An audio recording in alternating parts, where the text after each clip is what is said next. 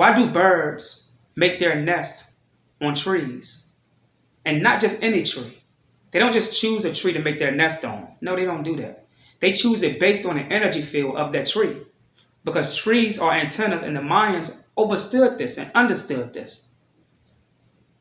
They knew that during certain celestial ceremonies in the sky and in the earth, that trees sparked based on the specifics of the retrograde of these celestial ceremonies above our head and in the ground.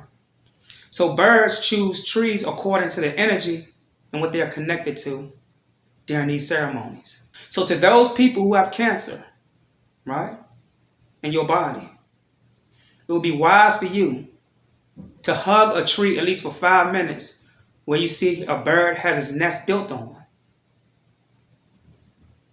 It would be even better if you found a tree where owls sleep. Because any tree that an owl sleep on is a tree that has amenities in it that consist of elements that is conducive to the cells in our body and pushing toxins out, restructuring genetic codes, replenishing cells, replenishing memory banks and neurons. So to those who have cancer, find a tree where there's a bird nest or wherever owls sleep, because there's something about those trees, as I said before, that is very special. And when your body comes into contact with these trees, you have to do it without a shirt on. Your skin have to feel the tree. The tree want to feel your love. They want to feel what you're going through. And when you give that tree love, it will feel the cancer in your body. And it will nurture you back to health. I have a message from the ancestors to all mothers. I just want to commend the mothers first. And thank you for giving us life, nurturing us, being a very distinct tool for that in which we call the Creator. I call you the secretary of that power, because what is in you is a very infinite space of energy that reaches outside of this realm which we call the matrix. And within this energy is a voice that cannot be heard but can be felt through the aura of the woman. Now, this information was placed on my heart for mothers, and I will go further into the information to give assistance on those who have certain ailments and etc. But to mothers that's giving birth, make sure that at the time that you are giving birth, that you are wearing a crown of copper around your head. The reason why I say that is, or the reason why the ancestors said that to me, is because they said that there are hospitals, or the hospitals and the environments that they are in are built on top of energy centers that is on low frequencies. And when your aura starts to initiate or spark during the time that you are giving birth, it connects to these energy centers, and it does one or two things. It can either repel that spirit or that soul that is fully uploading into your body at the time before it comes out of the womb, or it can create another lens to keep it from being or reaching its full potential once it comes out of the womb.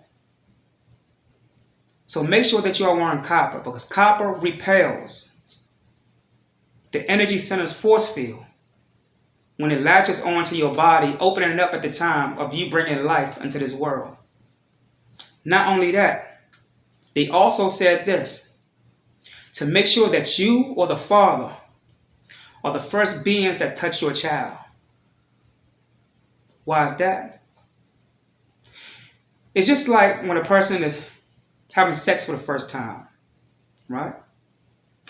That is something special. You are opening up something to the body, which now records a binary code. The doctor shouldn't be the first one touching your child. You should be the first one touching your child, mother. Or if not you, the father preferably. There's a science to this. When your child comes into this world, they can be snatched energy-wise, by people who we may think is doctors, but they are infiltrating of being humans when they're really not. You don't know if that's doctors bringing your baby into this world. The people that's assisting the doctor, or the so-called doctor that's bringing your child into this world, could be people. But the person that's bringing your child could be that one agent that's snatching energy from your child when they touch your child. So beware and be careful and wear that crown of copper around your forehead and your temple. Also, if you have a hernia, take 1 cup of warm water, a half a teaspoon of cinnamon, a half a teaspoon of cayenne pepper, because cayenne pepper has something in it called capsicum, capsicum, which is a very potent element in pushing out certain things in those lower chakras. You drink this twice a day.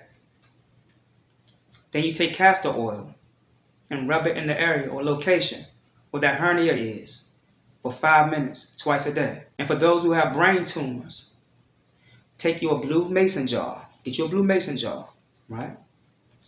Fill it up with soil that comes from an area where a lake is. Take a few neodymium magnets and drop it in that soil that's in the jar. Close the jar up. On a full moon night, take that jar and bury it near a tree for 24 hours.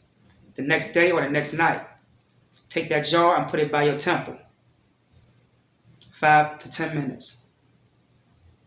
15 minutes a do. This will do the trick. The ancestors have spoken. Peace.